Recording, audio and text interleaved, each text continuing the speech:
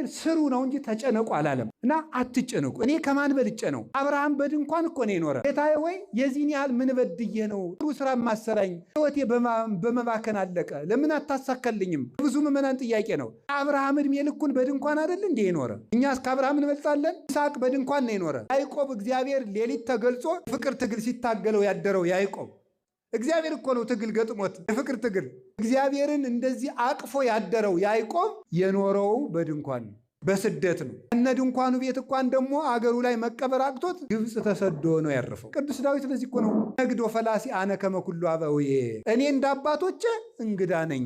ስለ ልብስ አትጨነቁ፣ ለስጋችሁ ለብሱት ነገር ደግሞ አትጨነቁ። እግዚአብሔር ቤተሰቦች ሰርታችሁ ባልተሳካላችሁ ነገር አትጨነቁ። ትቀጠራላችሁ፣ ትባረራላችሁ።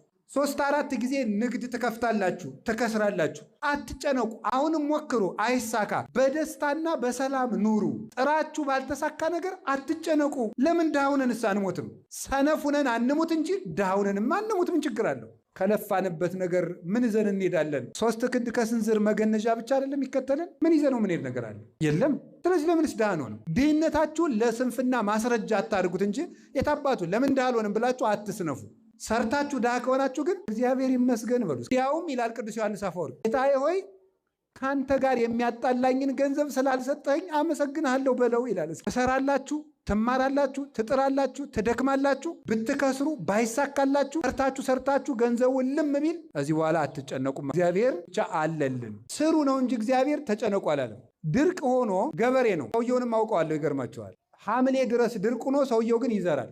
ከዚያ በኋላ ራተው አንተ ሰውዬ ባይሆን ዘሩን ልጆቹ ቆርጥመውት ይሙቱ፣ እንደው እባክህ እያወጣህ አትበትን ሲሉት አይ እግዚአብሔር ዝራ ነው እንጂ ዝናብ አዝንም አላለኝም አለ። አያችሁ ሊቅነቱ። የኔን ድርሻ ሰርቼ ዝናብ ከቀረ እኔ ምን ጨነቀኝ? ልጆችን ማበላቸውን ነገር ማን ያውቃል ነው? እግዚአብሔር ያውቃል። ድርሻዬንም እወጣለሁ። ዘራ። ሰው ሁሉ ሲንገበገብ አልዘራም ብሎ እኔማ እንደው ያለችኝን እበላለሁ ብሎ ብልጥ ሲሆን እሸቱን ማን አፈሰ? ገሌ ስሙን አልነግራችሁ።